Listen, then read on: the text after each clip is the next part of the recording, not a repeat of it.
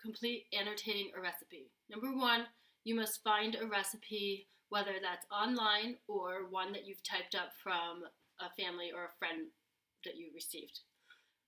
After you have it into a PDF, you're going to go to modules. This is how we will submit the annotated recipe. Scroll down until you find Wednesday, September 23rd, and click on Annotating a Recipe. You will need to submit the assignment first before you can annotate it. Be sure that it is in a PDF. Going to select Submit an Assignment and then choose a file. I'm going to choose a white chicken and corn chowder recipe. Once I've added it, I'm going to submit that assignment. Now, you are going to get the confetti saying, yay, you've submitted, and then you're going to go to Submission Details. You don't want to download it, but you want to click on the Submission Details. Now, if I were to click on this assignment right here, right, it would download it. However, I want to look at the feedback. So I'm going to click on Feedback, and it's going to open the submission that I just had. Right.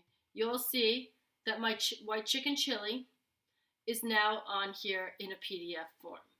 Now what I want to do is I want to be able to annotate it. Annotate it means to dissect it, to label it, to show me what you know about the recipe. Right. So one of the first things I want you to do, what you need to do is label the recipe with all 8 parts of the recipe that we talked about, what makes up a recipe. Right. So what you can do is you can use the tools up here. Right. One of the most common ones will probably be the text. Now please choose a color. Oops, sorry. Please choose a color that's not already on here. So if your text is in black, please do not annotate it in black. It will be very difficult to see it. Annotate it in a color that will be easy to see. Sorry, this keeps moving for some reason. All right, so I'm going to annotate in pink since it's easy to find. So the first thing that I need to find is the list of ingredients. I'm going to type it so that I can label each section. So this is the list of ingredients, right, to the left, right. I also need to find the yield, right. The yield, as we said, was going to be the serving size. So I'm going to now put the yield here, and then I need cooking method, temperature, and time. So up here it tells me my time, so I can label this section as the time. But it also says my cooking method and my temperature, which means that I must read through my instructions and identify what kind of cooking methods I'm using. Right? So it says in a large, heat over medium heat. Right? Now, because it's already there, I might want to use the underline or the highlight button in order to do this. Right? So medium heat. So I'm going to actually underline medium heat, right? It also adds for cooking methods, right? So I'm going to be sauteing, okay? Sauteing, any other ones? I'm going to puree the beans. I'm going to be boiling, right? So these are all different types of cooking methods, right? So then I can use my text and say this is the temp, right? And then I also can indicate over here that this is a cooking method. Right. Same thing for over here, cooking method. All right.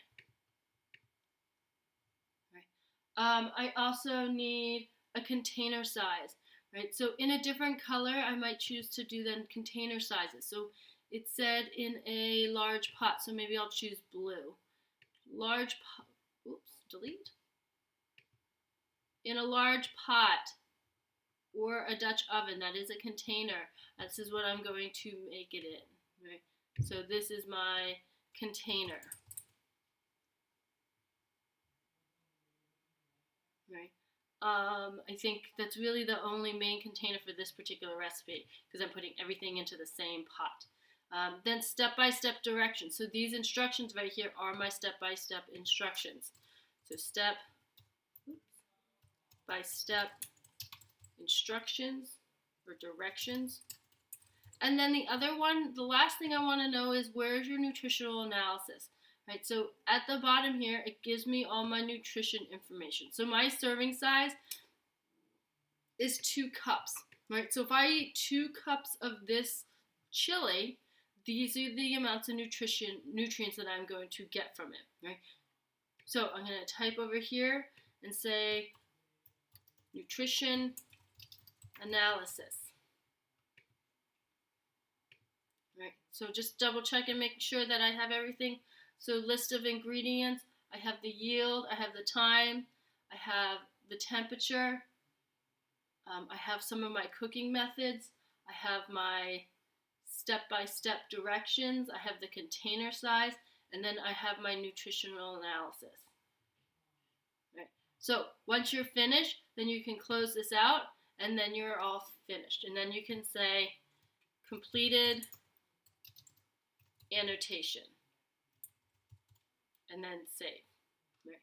When you click on the feedback again, when it opens up, it should still have saved all of the annotations that you have completed on your PDF. And then you have finished.